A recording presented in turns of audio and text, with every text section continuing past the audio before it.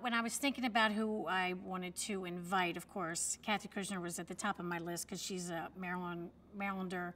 She was the first one to fight to get her license. I knew her. And so I thought, wouldn't it be fun, you know, to Kathy Kushner come back and ride in front of her home crowd. Fortunately, she turned me down. She said she was too old and she hadn't ridden in years. So I was a little disappointed with that. And then I tried Diane Crump, and I didn't realize that she had been seriously hurt. So then I guess Barbara Jo Rubin was the next one, because they were like the three ladies that you remember, you know, breaking into the man's world back then. When I talked to Barbara Jo Rubin, she jumped at it. I mean, she was very excited. There was no hesitation. You know, she loved it. She said, sure. So then I contacted Andrea Seefeld. I figure she's ridden in the Derby. I think she and PJ Cooksey are the only two women ridden in the Derby.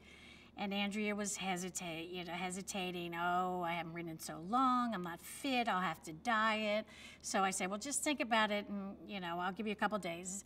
Then I called Mary Wiley, because she was very popular when she rode around here.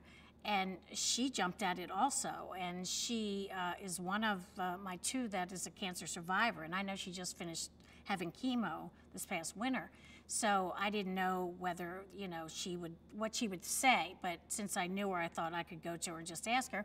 And she jumped at it. She's in a big training and getting very excited about it. And then Jennifer Rowland was my third one, and she rode here years ago, and she was riding with the boys, like there were very few women around then, and she didn't hesitate either. It's unbelievable. Then I went to Mary Russ in Florida. I called her in Florida because I knew she was the first woman ever to win a Grade 1.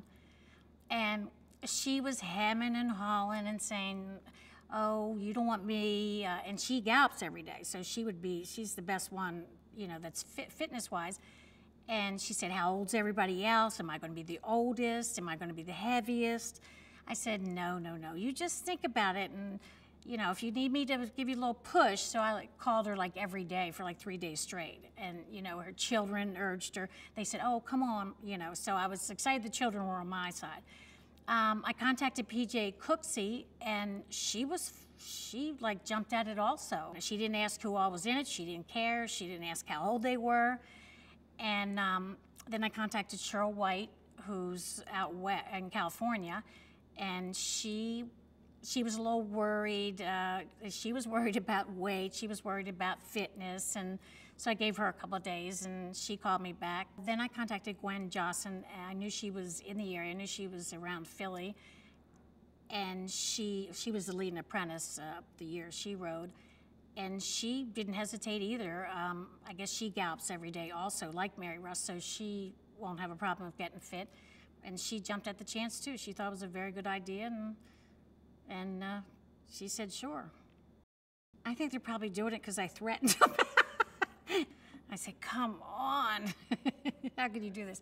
I think they're probably doing it. I don't know why they're doing it.